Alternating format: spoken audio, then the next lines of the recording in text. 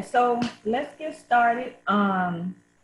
Big thought. Y'all have been doing a lot of big things. Yeah. And just for the people who are watching who don't know, this is Mr. Byron Sanders, CEO of Big Thought. And like I said, Big Thought has been doing a lot of big things in Dallas for the kids, for Yeah. education, um, a big help to the parents who have to send their kids to after school programs Yeah. and kind of bridge that learning gap and things like that.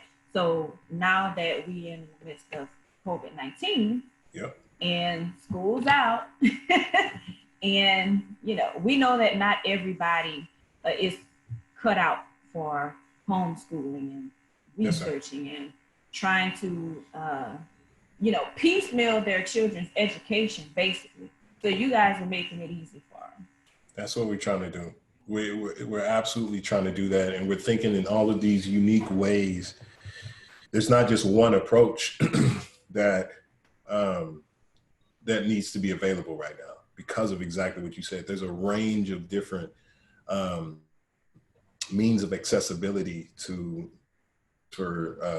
for people's kids right now. And we talk about the digital divide.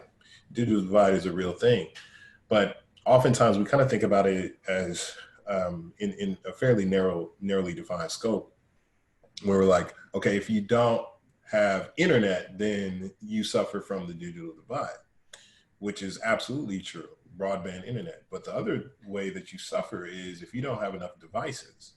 So having one computer in the house actually is not a great solution right now for households with more than one child.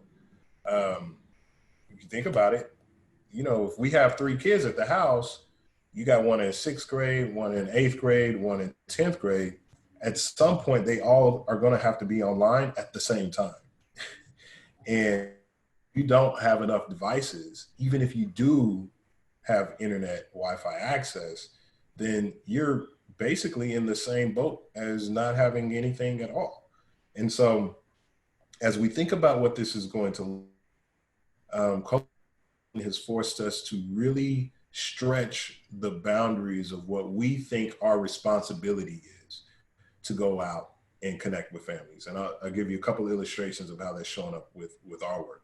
One, digital is digital is here and is here to stay.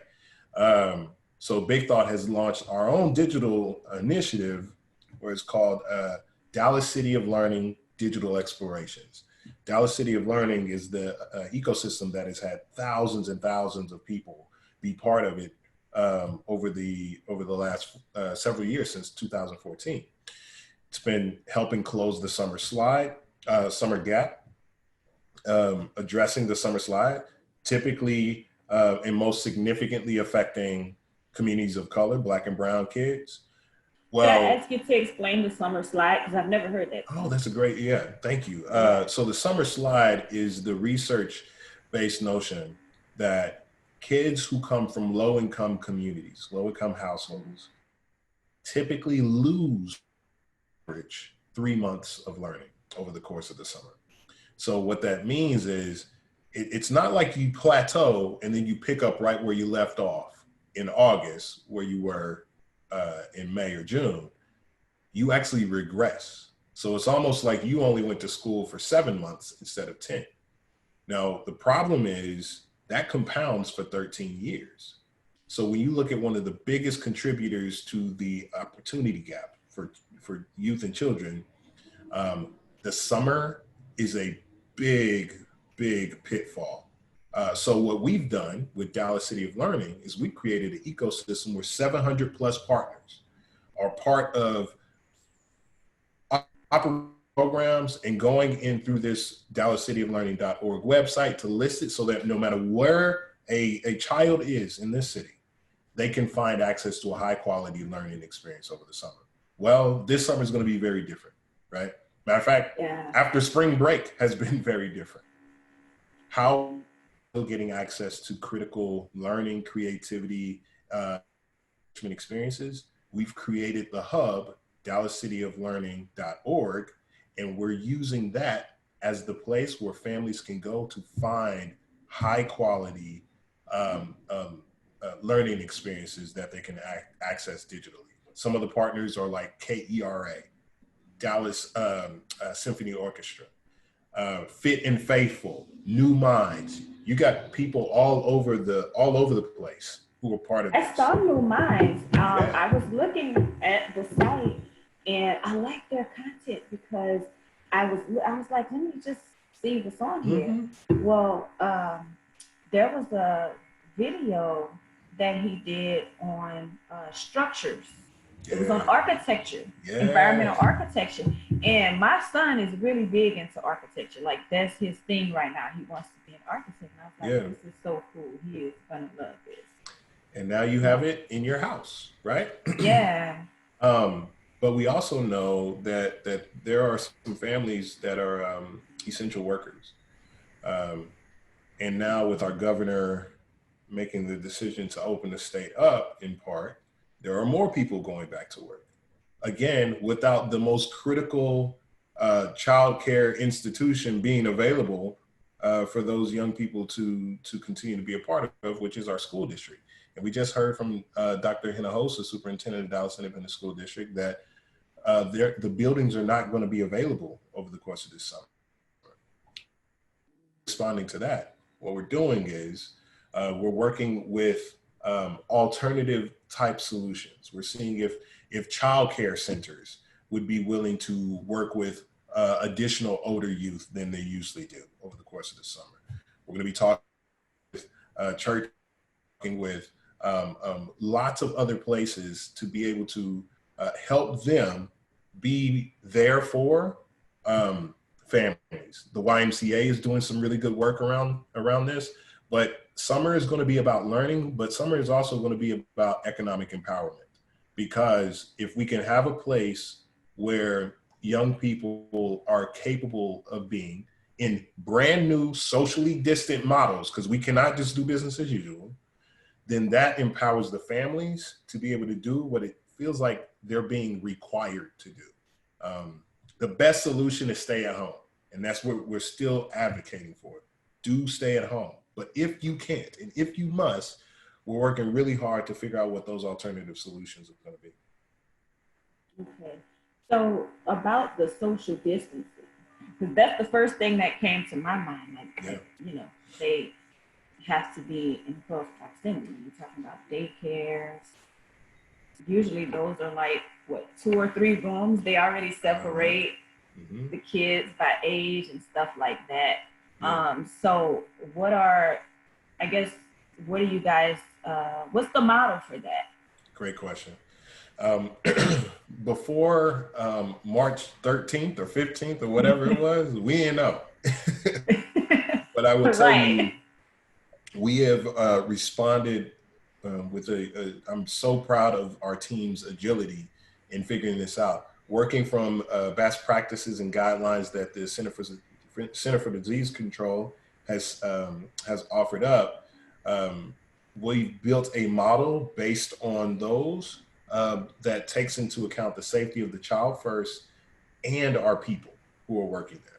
So our first time to really get this a test case was an emergency child care center that we ran for the medical district.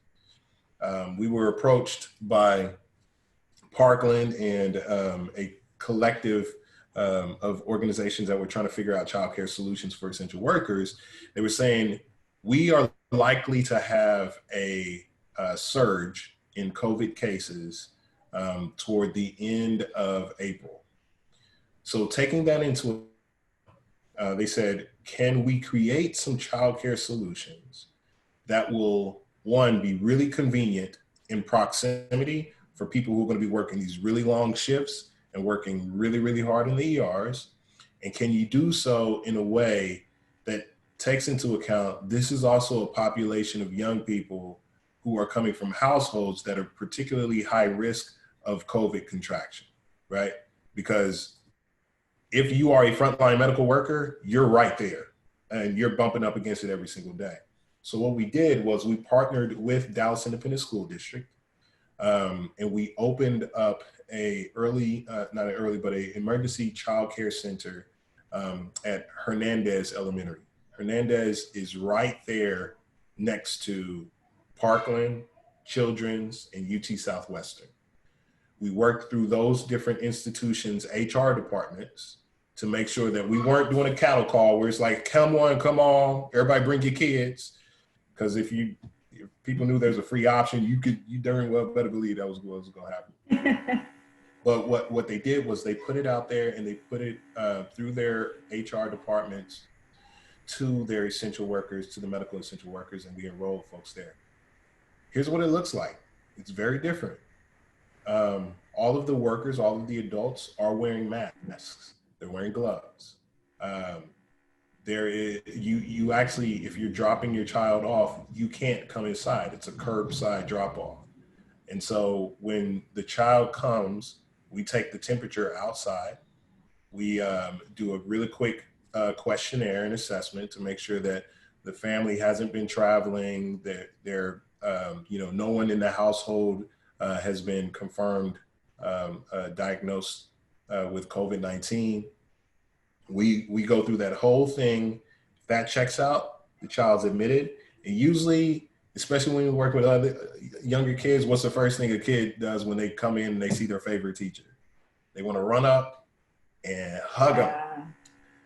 And we can't right now.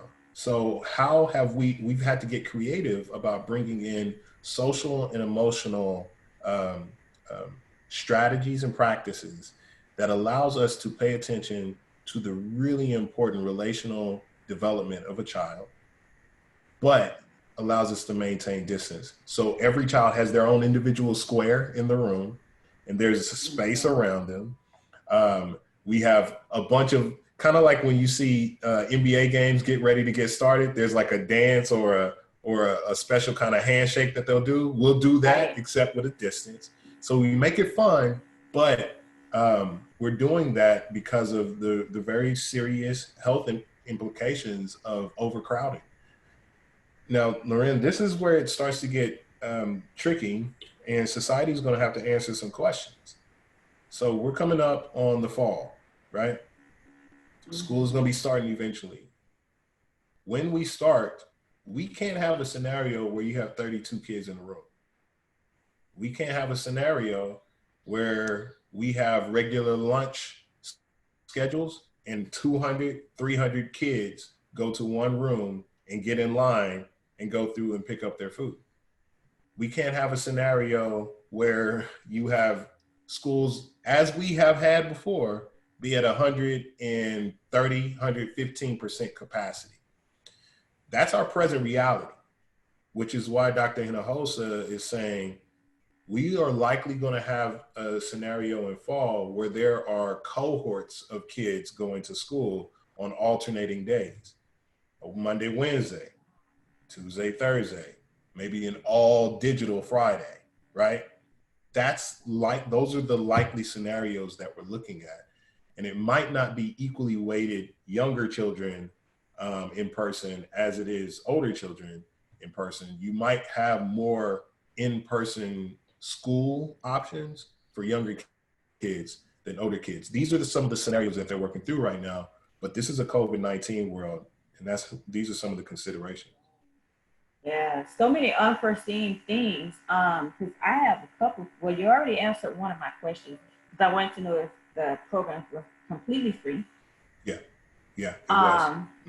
And then my other thing is there something? I know you said that you guys have it set up to address the social emotional learning, because that is really important for kids.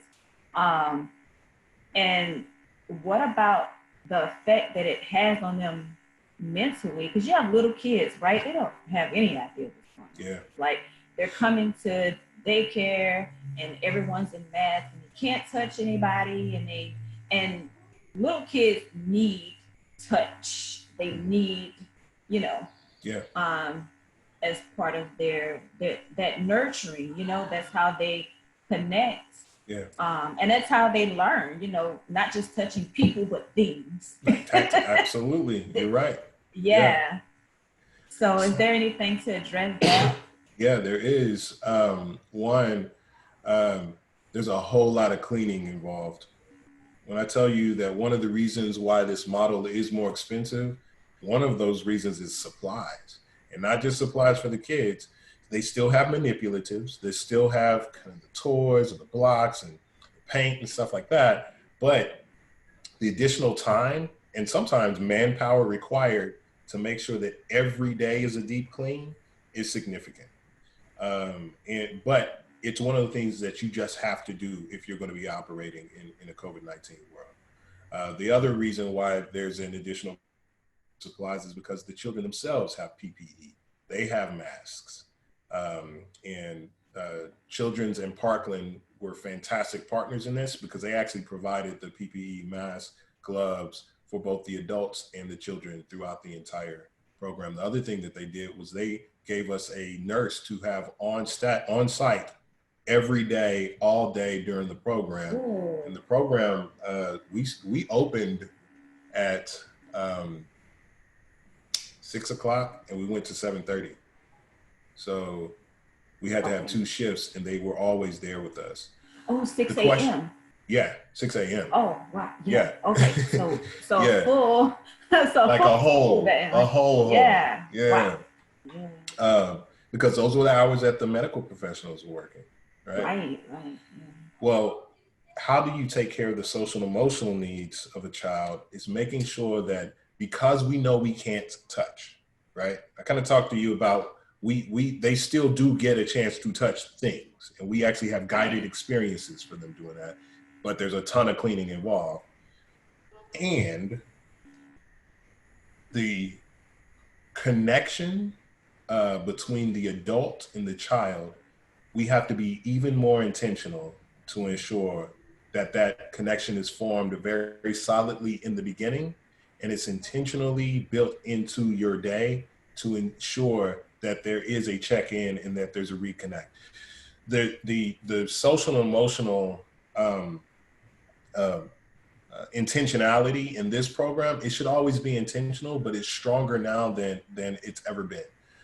We're trying to build those SEL skills, the empathy, the self-awareness, the self-modulation, right? Like being able to modulate your emotional response to things. Those are skills that we're still trying to make sure that the young people are building.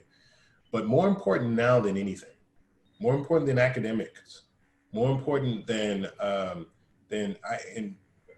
your physical engagement is really important as well, right? Like being able to move about, all of those things are critically important. But if we are looking at a pyramid of priority, the emotional state of a child during this global pandemic, particularly for those who are in households where their families are essential workers, is paramount.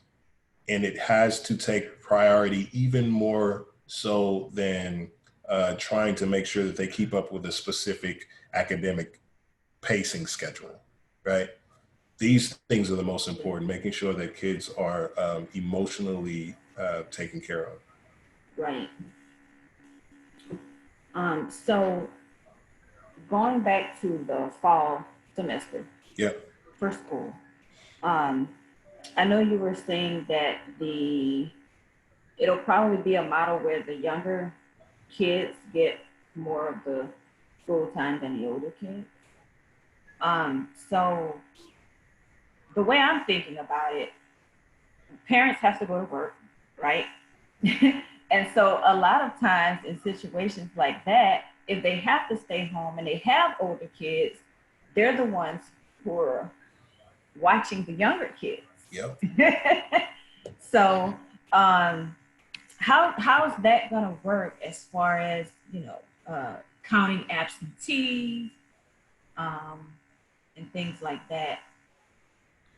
I think in this instance there aren't great answers. I think the districts are doing the best that they can given the circumstances and the scenarios, which is why I think that there might be off days. I think that might be part of the contribution to the schedule, the unique type of schedule that they're trying to build. Because to your point, there's been a tremendous burden of responsibility that's been leveraged on teenagers that have younger siblings.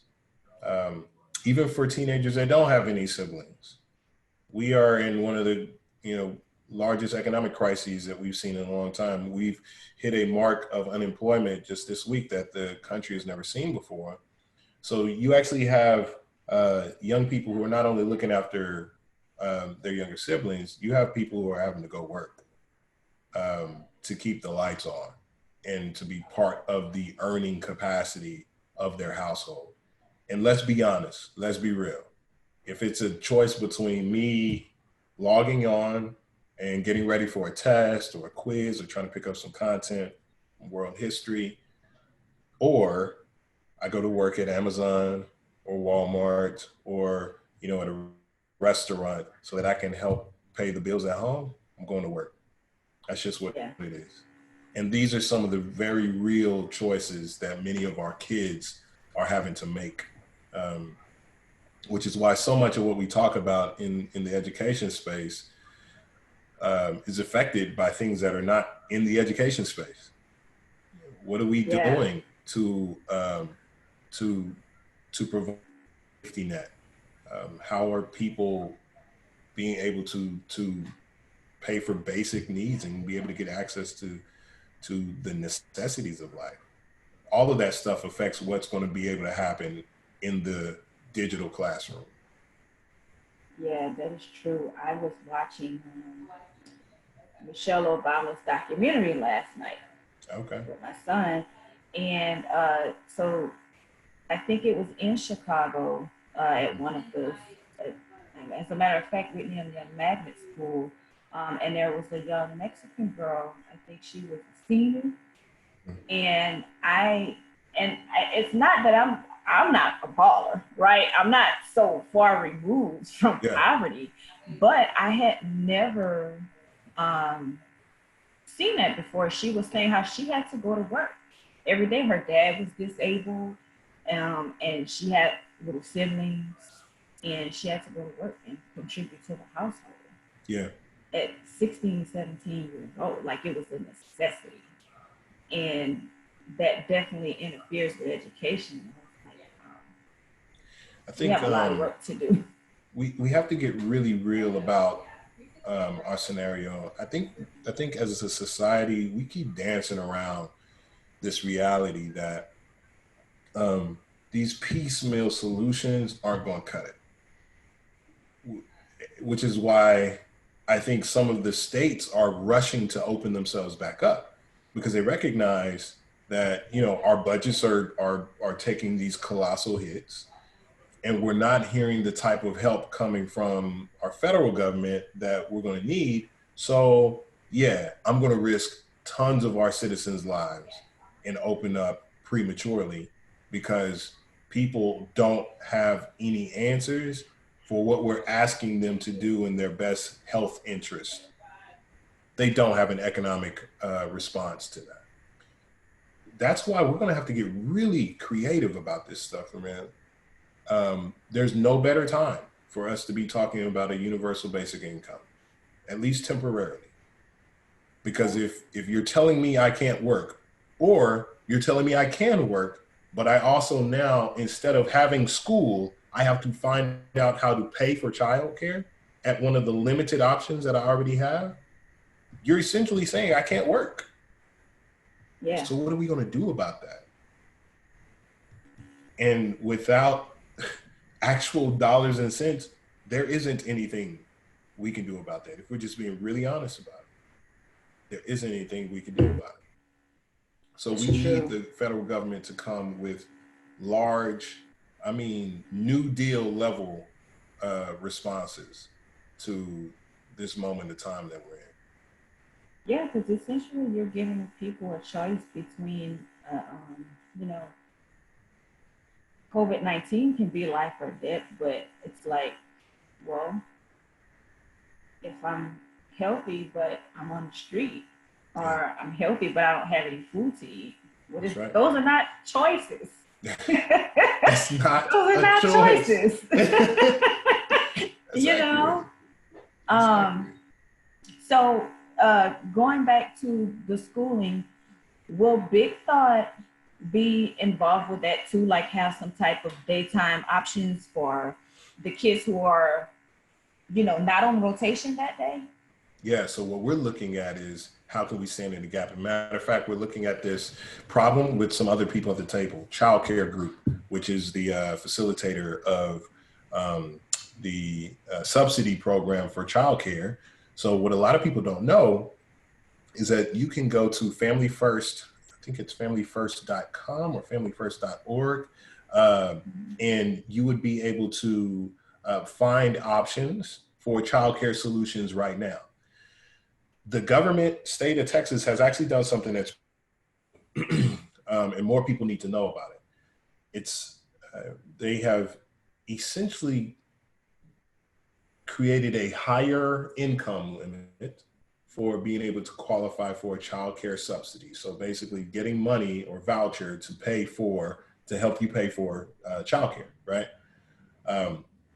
Usually to qualify, you have to be low income. So you're looking at, having a household income in the 30s.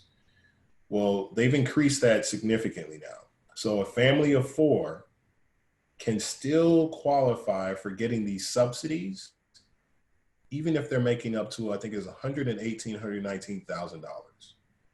That's unprecedented. Now, that only exists for essential workers. The state's definition of essential workers, not just medical, but it's infrastructure, it's delivery people, it's food service, right? That's a big deal, but people have to opt into that, right? So the familyfirst.org is a great resource here in Texas that people can do. And I'm going to make sure that I'm not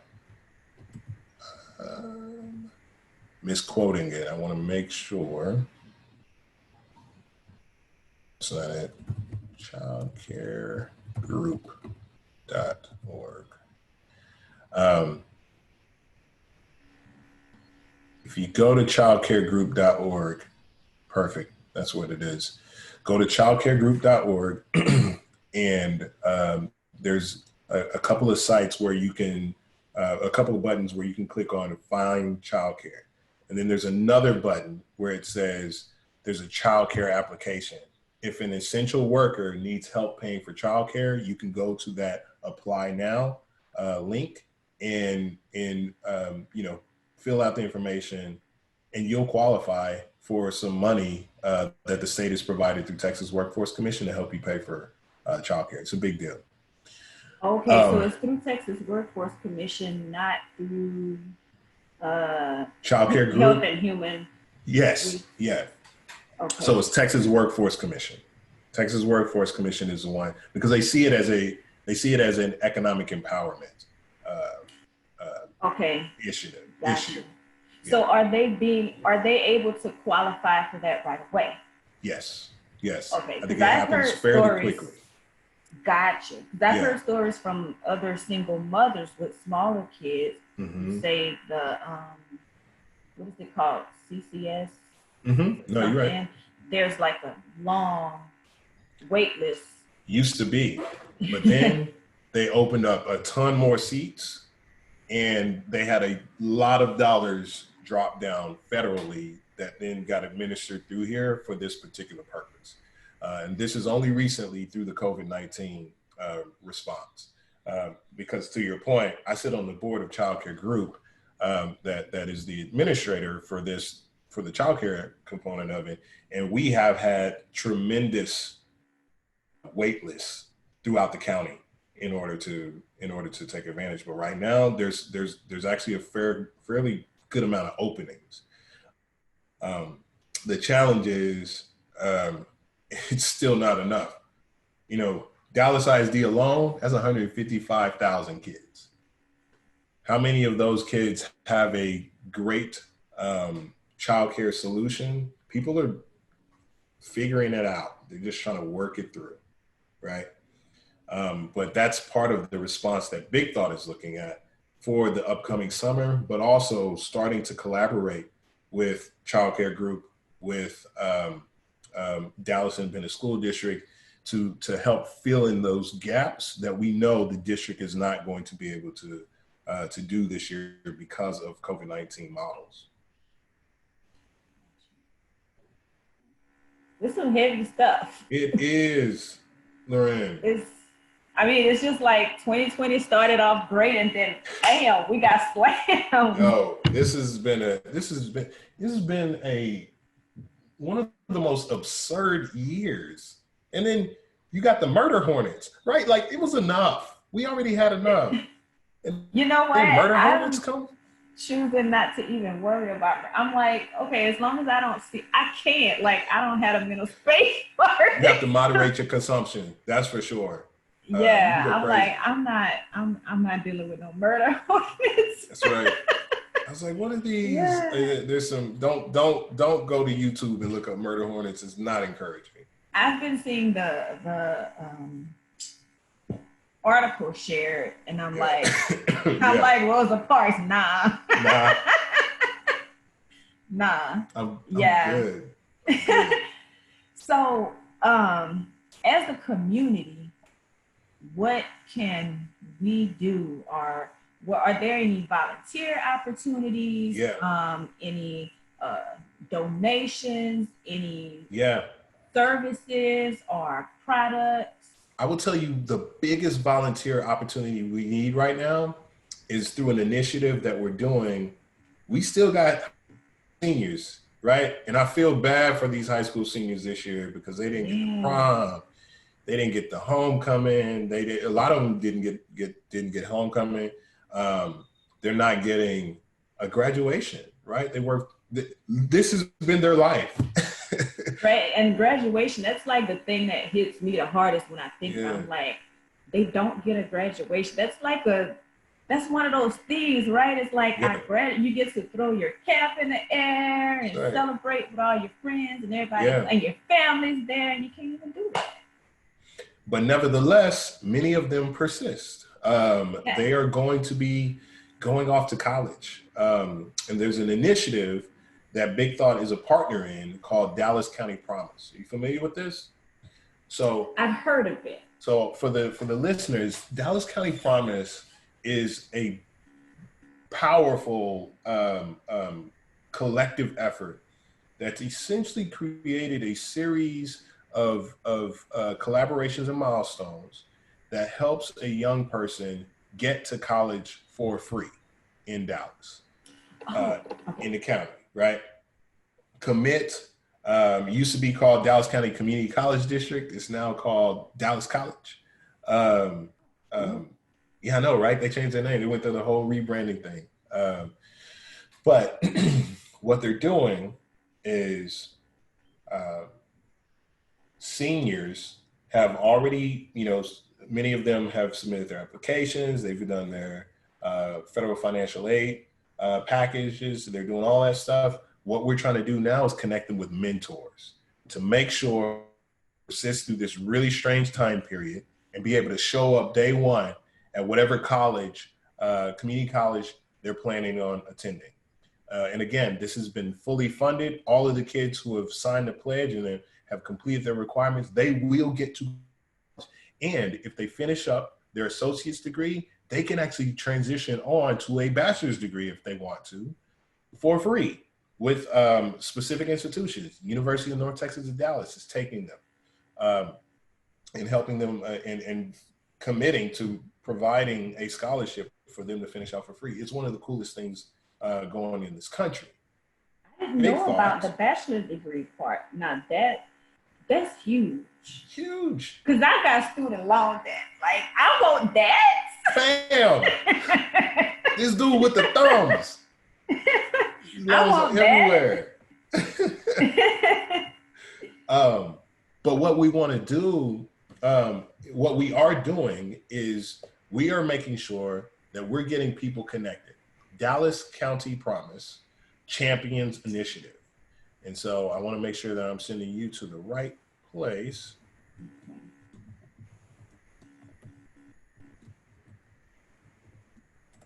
All right. So Dallas County Promise, it's called the Promise Champions Initiative. Go to dallascountypromise.org/champions. So we're partnering with Dallas ISD, United Way. Big Thought is partnering with Dallas ISD, United Way, and Commit, which is, Dallas County Promise. And sign up to be a mentor. We're doing it virtually. You don't have to leave your house. We have an entire kit on what you should be doing and how to do it. You don't have to be an expert on the college going process. There's specific things. It could not be more simple for you to serve in this role. We just need you to build that relationship. And there are 800 kids who have raised their hands and say, and getting a champion. Yo, we need people to come in and do this. It would be fantastic to have this be a big rally cry from the community and to really get behind these kids to support them on their college going journey. That's the biggest volunteer need that we have right now. I'm definitely going to put that out there. Yes. Do mentors have to be in Dallas? No, actually. They don't. Now, because we're digital, social media is like you put it out there and everybody. That's right. That's right. Yeah. You do not have to be. Yeah. Cool deal. I love that. Cool. So that's a place where we can get the community to plug in. Okay. Wow. So any final thoughts or anything else that we need to know? I just really want people to understand that this moment in time, we have to think big. And I know it's hard because everybody's justifiably concerned about their own household. This is a time for us to recognize that we truly are in this thing all together, and we're not all equally affected though. There are some communities that have been more disproportionately negatively affected by COVID-19. But if we have this whole perspective that, you should be worried about yourself, then we're not going to come out of this together, and we'll be a weaker society all the way around. So with that said, think about the ways that you can be contributing to a collective effort. Wear your mask when you go out, right? Not because of yourself, but so that you're not transferring your own germs. When you're thinking about how can I be spending my mentorship opportunity through Dallas County Promise Champions is really important. When you're thinking about, as you head to the polls later on this year, really think about who are the people who are most interested in creating a collective safety net that helps us make it through this really tough time. We need people to be thinking about community more so than ever before. And that's the biggest thing that I'd want to put out there. And Big Thought certainly is thinking about that. And we need everybody else to join in that fray. Yeah. Well, we are with y'all. Dallas Weekly is with y'all. I'm with y'all on it. I've been watching what y'all are doing, and you yourself, I know the organization has been around for quite a while. Yeah. 30 years. But I just want to say personally, they couldn't have picked a better person for the job. Thank you, Lorraine. That really means a lot. It does. Thank you. And I read your story that you posted on Facebook a while back about you growing up and needing a place to go after school while your mom worked and stuff like that. So, when you have stories like that and then you see somebody saying, you know what, I remember, and going back and giving back, I love to see that. Awesome. Thank you. Thank you, sis. I genuinely appreciate it. Yeah. And I look up to you, Byron. No, listen.